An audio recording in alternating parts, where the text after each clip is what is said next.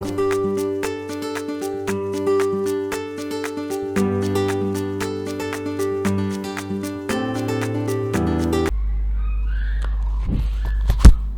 kita langsung masuk lagi ke video berikutnya. Kita akan membahas tentang konsep hambatan thermal ya. Hambatan thermal ini memiliki sifat kemampuan suatu bahan menghambat dari laju aliran kalor atau panas yang mengalir dengan perbedaan temperatur antara sisi-sisinya ya. Kita bahas dulu tentang konduksi. Jadi ada tiga, ada konduksi, konveksi, dan radiasi ya. Nah, bahwa kita tahu persamaan untuk konduksi ya, satu dimensi nih lah persamaannya seperti ini. Ka T1 dikurang T2 per L ya, dimana hambatan thermal ini ya, ini rumus Q konduksi menggunakan hambatan thermal T1 dikurang T2 per R ya. R wall ini dimana ialah L per Ka ya, yang saya sebutkan bahwa semakin besar L-nya maka R-nya akan semakin besar, atau hambatan terus semakin besar nilai A-nya maka R-nya akan semakin kecil. Oke ya. Nah, ini sama seperti listrik ya. Oke, kalau di listrik ini T-nya temperaturnya ialah kita gantikan dengan tegangan atau voltase, R-nya adalah sama R, kemudian Q-nya, Q dot-nya ialah kalau di listrik ialah arusnya ya. Nah, ini untuk konduksi yang tadi ya. Kalau sekarang konveksi. Kalau konveksi ini kan rumusnya sudah tahu ya, yang mana Q konveksi HA S ini adalah surface atau permukaan ya, dikali dengan temperatur surface dikurangi dengan temperatur dari si lingkungan ya. Ya, jadi ini rumus dari kalau menggunakan hambatan thermal, ini rumusnya sama ya. Dan ini R konveksi, dimana kalau tadi yang untuk konduksi ialah L per Ka, konveksi ialah konveksi ialah 1 per Ha. S inilah permukaannya, H inilah konduktivitas dari si konveksi ya. Ya, konveksi, H konveksi, H ini adalah luas permukaan.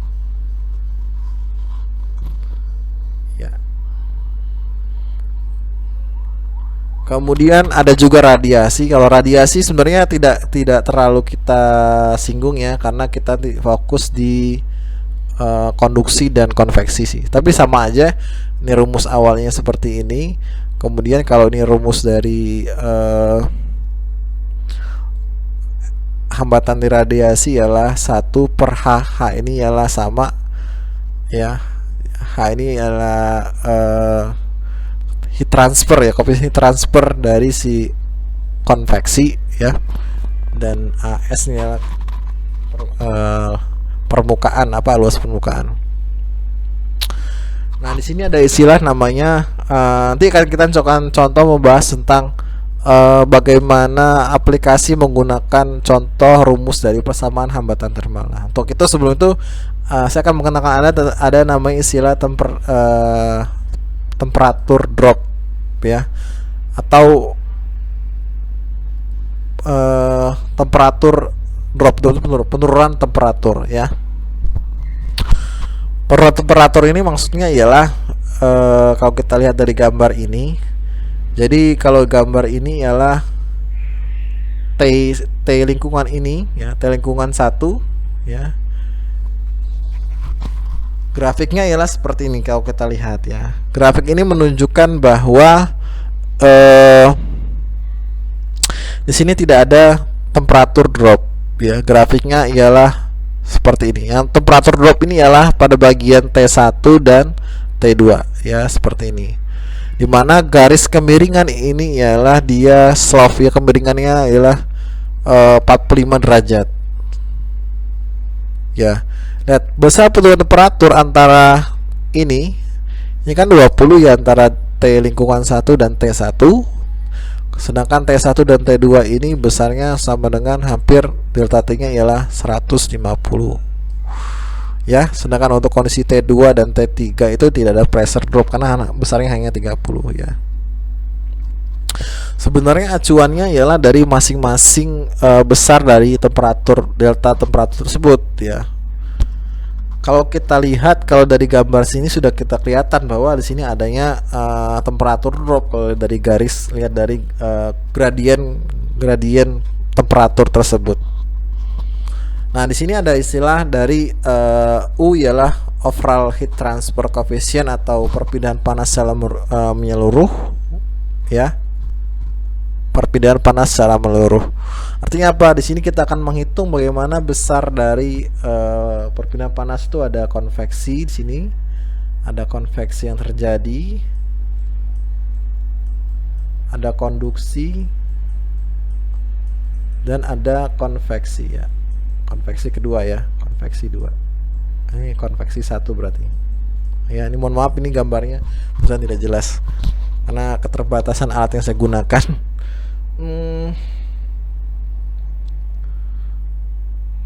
Oke ya.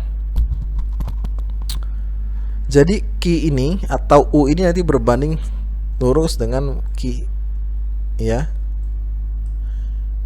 Jadi akan sama sih sebenarnya, kita akan menghitung Q-nya ya. Sebenarnya akan sama nilainya.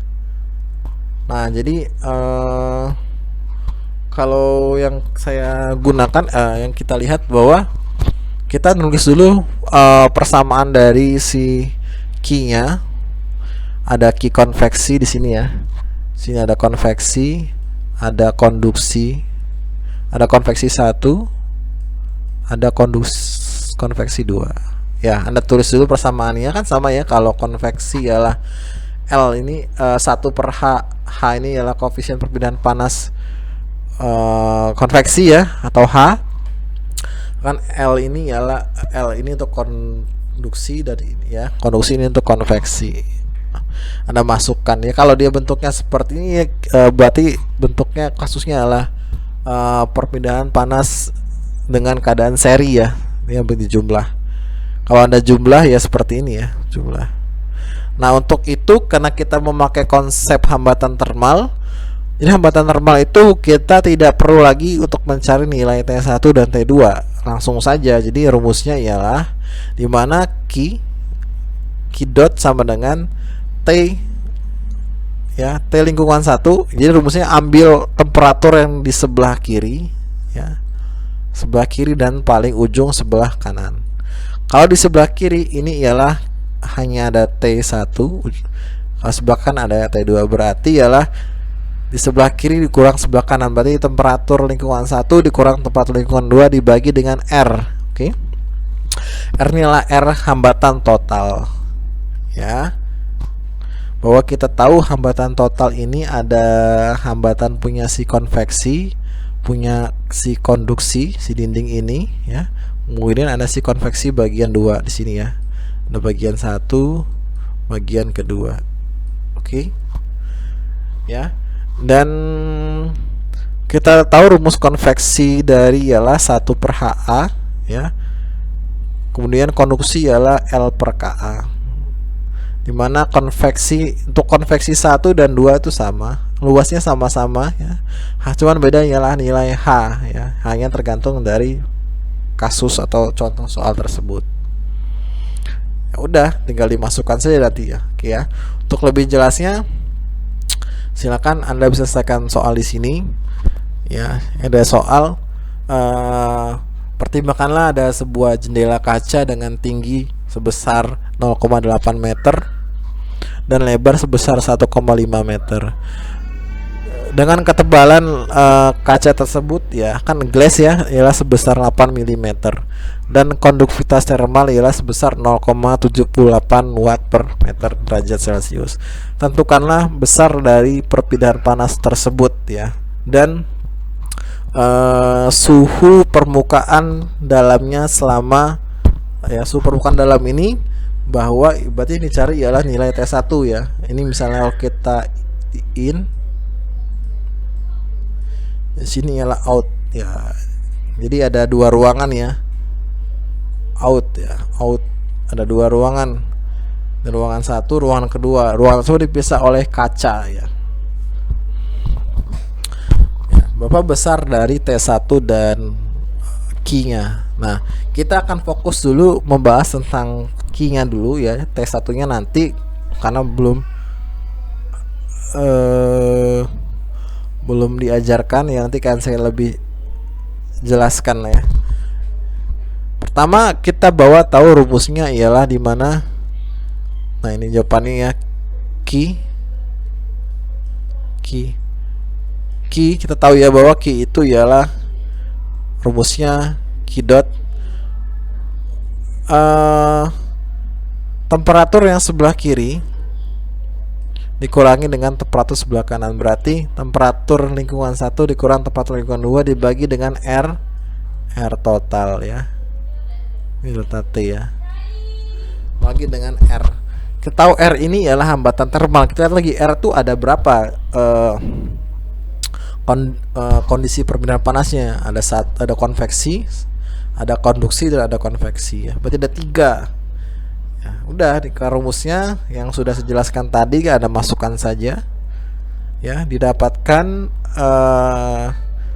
ya A-nya sama ya, semua ini A-nya sama 1,2 meter 1,2 meter, sehingga dimasukkan dan dijumlahkan didapatkan R totalnya sebesar sekian ya, 0,1127 derajat Celcius per W. Kemudian dimasukkan dan disubstitusikan ke sini ya, sudah didapatkan R-nya masuk ke sini ya.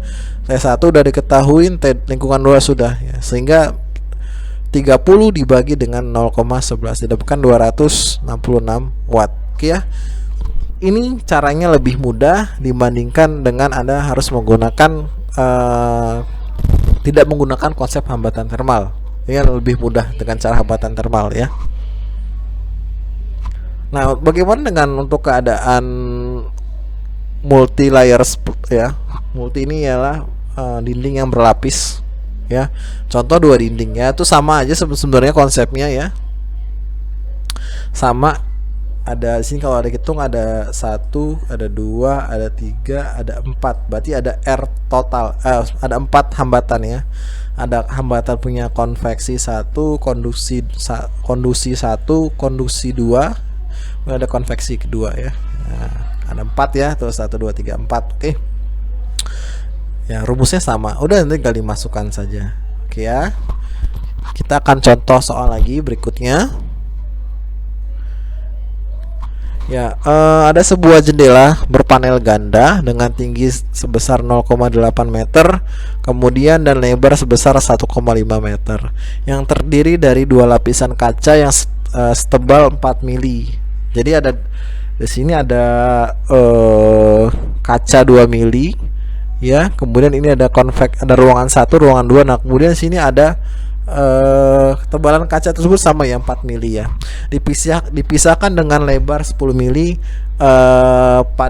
dipisahkan ada udara ya, udara stagnan. Ya, di sini ada udara stagnan, ini artinya udara tersebut dia tidak bergerak ya, vakum. Ya, vakum. Sebesar K-nya ialah 0,026 watt per meter derajat Celcius. Ya, karena diketahui K berarti ialah ini konduksi ya, bukan konveksi. Kecuali kalau dia diketahui soal ialah H, baru ialah konveksi ya. Karena juga ini udaranya stagnan ya. Stagnan itu dia vakum. Berarti dia kalau vakum dia tidak ada media yang bergerak ya. Berarti ini perpindahan panas secara konduksi ya. Kalau konveksi kan media perantara yang bergerak. Tentukanlah laju perpindahan panas melalui jendela tersebut ya, jendela ganda ini. Kemudian kedua ialah tentukan juga tentukan juga temperatur dari si dinding T1 ya. Kalau inilah kalau dia bilang ialah temperatur luar ruangan ya. Temperatur permukaan dalamnya. Nah, jadi ada in, sini selalu sebelah kiri selalu in ya, sebelah kanan selalu out. Ya, kadang kan gini, di soal itu tidak dibunyikan, kita harus mencari T1 atau T2 atau T3 atau T4. Tapi ingat, konsepnya ialah yang dimana sebelah kiri ini biasanya ialah selalu in, jadi temperatur dalam. Yang sebelah kanan ini adalah temperatur out ya. Jadi ini ada ruangan misalnya, ini ada di luar di kamar misalnya, ini adalah temperatur di luar kamar ya. Jadi seperti itu. Jadi pertanyaannya, berapakah nilai dari Q dot ya, atau laju perpindahan panas menyeluruhnya, dan berapa perpindahan panas dan berapa besar dari temperatur temperatur dalamnya ya.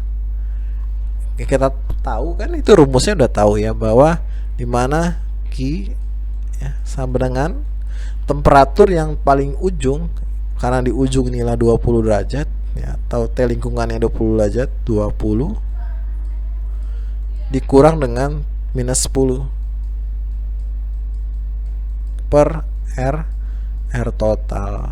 Nah, udah. Karena R total kita cari ya, kita cari dulu R total ya. Nah, ya R total sini berapa? Kita hitung.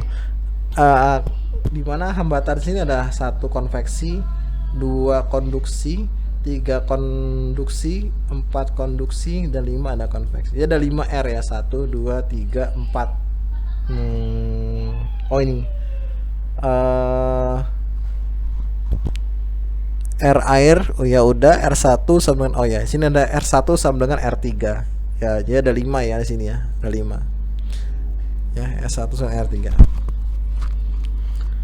ya, karena dia gelasnya kan ada 2, jadi hitungnya sama, makanya dia dianggap 1 ya, bener ya.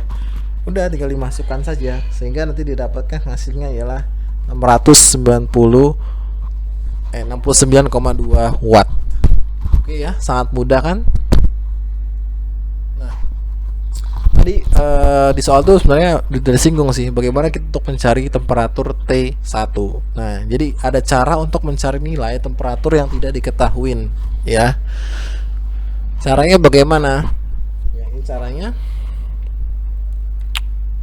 Nah, kayak contoh ya, temperatur yang tidak ketahui misalnya ada temperatur dari T1, T2, dan T3. Kalau bisa di soal ini kan udah diketahuin, juga udah diketahuin. Tapi ini T1, T2, T3 itu tidak diketahuin.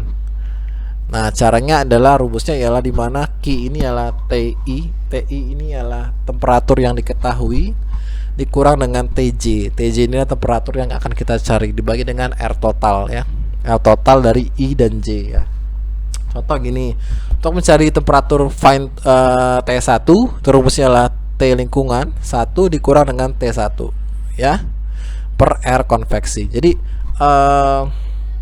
karena kenapa konveksi? Karena di sini hanya terjadi konveksi. Jadi batasnya hanya sini ya.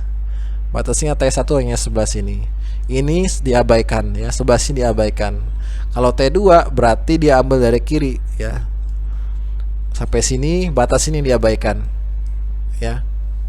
Jadi Anda sini kalau T2 R-nya ialah ada R konveksi dan R konduksi. Tapi kalau T3 itu kita cari nilai diketahui yang terdekat. Karena yang paling dekat ialah T2. Misalnya kita bisa mencari nilai T3 itu dari T2 bisa. Ya, tapi kalau misalnya Anda harus cari T2 dulu akan buang-buang waktu. Misalnya kalau misalnya dicari T3. Nah, jadi Anda bisa menggunakan T2. Jadi rumusnya T3 dikurang T lingkungan 2 per R konveksi. Ya, karena terjadi dari konveksi sini ya. Oke. Agar lebih paham, bisa saya contohkan di soal yang sebelumnya. Ya, ini soal sebelumnya ialah berapa besar T1 ya. T1-nya berapa? So didapat kalau T1-nya lah kan rumusnya ialah nih. T yang sebelah kiri dikurangi T sebelahnya. Karena kita ngambil nilai yang diketahui ya.